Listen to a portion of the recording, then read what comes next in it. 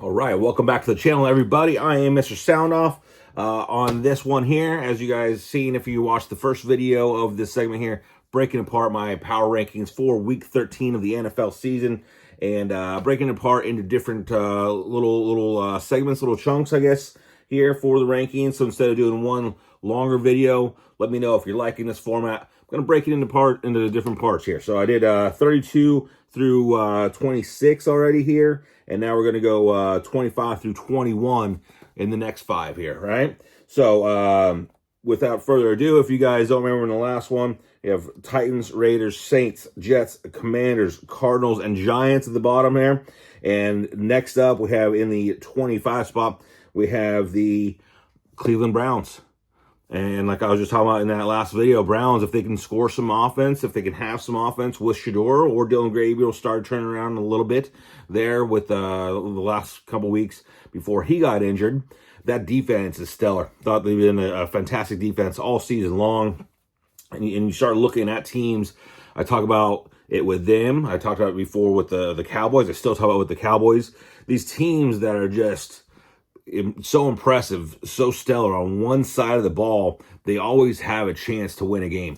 Because not every time is your offense going to be able to, take advantage of that defense if they're a great defense, right? And so maybe there's that game the Packers had earlier on in the season, right? Where the Browns can win a game where they only score 13 points. Right? If your offense is not able to put that up that week, if you run into a bad week against that team, right, you can't do it. Cowboys, their defense, I think, has gotten better as the season's gone along. Also, they had the trade for Quinnen Williams as well. But if your offense is not able to put up like 30 or 40 points in a game, the Cowboys offense most of the time can, unless they have a bad week. So those teams, I think, have always got a shot when you're that dominant on one side of the ball. Now, again, it's not going to be every week, and you're going to go up against certain teams that are good enough or better than you, maybe not on defense or on offense, but they're good enough on defense and good enough on offense to win those games.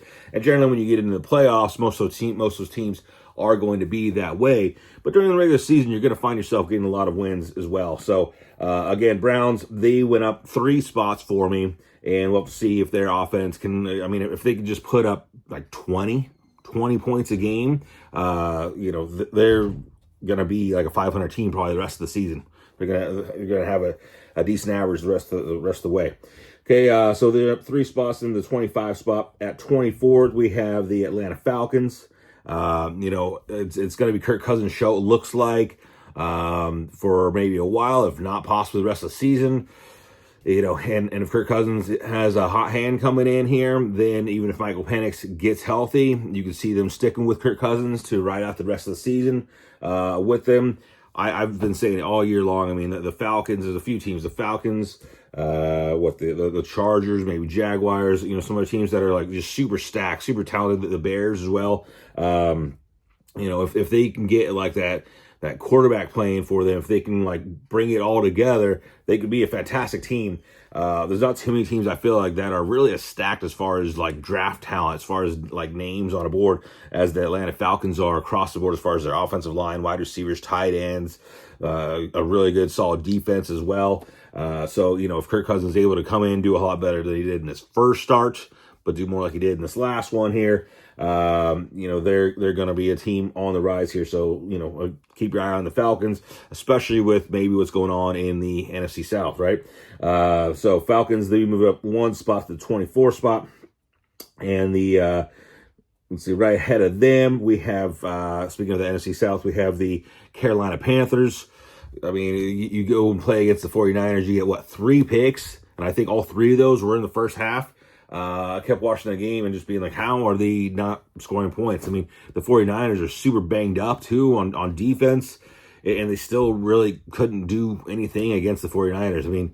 I don't know if it was just like some of it was their play calling, some of it definitely was Bryce Young. It was a combination of really all of it. I don't think their defense is really like that stellar to like force those three takeaways, those 3 interceptions. They should have almost had another fumble recovery, another couple interceptions that they missed out on. I mean, that game could have been drastically different. But still, they can't do all of it in every game. They can't put it all together as well. So I got them moving down 2 spots to the 23 spot. At 22, I have the Minnesota Vikings, and another team that's a stellar team, really. Very good, maybe not as good as they were last year on defense, but a very solid, very good team on defense. Still have a bunch of playmakers, very good on offense. A very good, head coach and, offensive mind there in Minnesota. But we saw, I think it was Tony Romo talked about maybe possibly the worst second half that you could see in a game from a quarterback. Now, not all that I would just put on JJ McCarthy by himself. They did have, some offensive linemen get injured, those kind of things there. But I do also think that a lot of that really was showing off kind of the dominant nature of what this Green Bay Packers defense can be. So look out for that Packers defense going forward. But regardless, I mean, even if that team is looking stellar, looking amazing on defense, you can't have a second half like they did. 4 net yards of offense from the Minnesota Vikings in the second half of that game. 4. It's crazy. If he doesn't turn around, and now it's looking like he might be out again, so they might be bringing in their third string quarterback. I mean, they could be on a free fall here for the rest of the season. We'll have to see exactly if they can get him healthy and playing well. But right now, they moved down 3 spots to the 22nd spot for me. At the 21 mark, we have the Miami Dolphins. Good for them and Mike McDaniels there. I thought they were kind of left for dead weeks ago. Like good 4 or 5 weeks ago. Seemed like their team really quit on the head coach. Since then, they fired the GM, left the head coach there. It looks like that worked out. I mean, a lot of times you don't really want to just put a coach in there having a lame duck year. An interim guy that's, it's going to ride out the rest of the season, maybe have a great week. And then the week after that, the rest of the season, have a rough rest of the year, that kind of thing there. And they're really kind of auditioning for the job, but are they really? They kept McDaniels in there and they've turned around. I mean, a bunch of that is really just if Tua can't throw, 3-4 picks in a game or something like that there, that's going to, hurt any team.